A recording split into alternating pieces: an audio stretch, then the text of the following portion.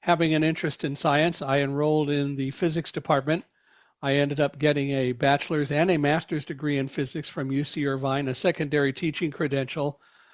And along the way, I joined the National Federation of the Blind, which is the largest organization of blind consumers in the country, and in fact, the world. And while in the Federation, I was approached in, I think, in 1975 at the National Convention by the president of the Federation. And I can't remember whether it was in 1974 or 75, doesn't matter. But he said, we've developed a relationship with a guy named Ray Kurzweil, who's an inventor.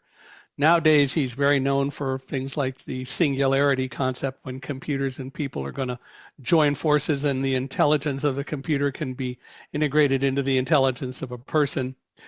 But at that time, he had developed technology that would allow a computer to literally read any page of print or typed or both material, omnifont optical character recognition.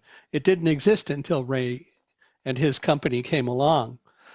So the president said that Ray wasn't getting funding from anyone, and so they decided, Ray decided to approach the Federation. The Federation, after a little bit of skepticism about what he was doing, actually went up, and one of the people from the Federation went and looked at his machine and discovered that it really did read print, because this guy said, I don't care what you read with your machine, with the print you provide, it's got to read what I bring up.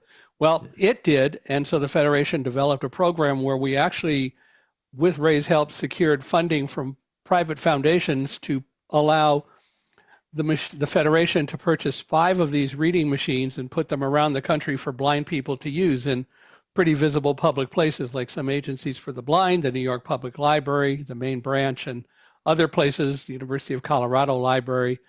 And my involvement was that the president, Dr. Jernigan, asked if I would do the day-to-day operation of the project, which meant going wherever we put machines, teaching people to use them, seeing how they use them, fixing the machines when they broke, and eventually creating at the end of the project a report which would describe the recommendations that we said had to go into the final version of the machine.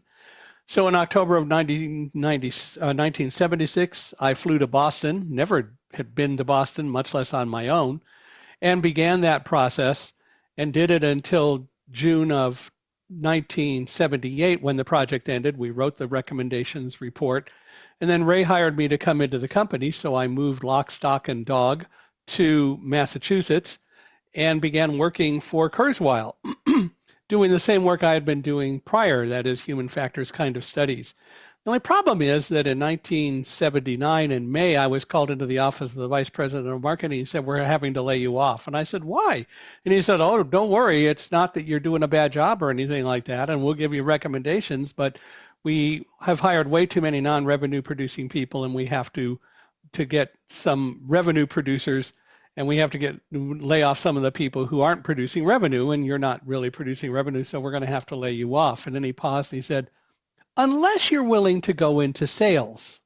and I sort of sat there for, as I describe it, maybe a thousandth of a nanosecond.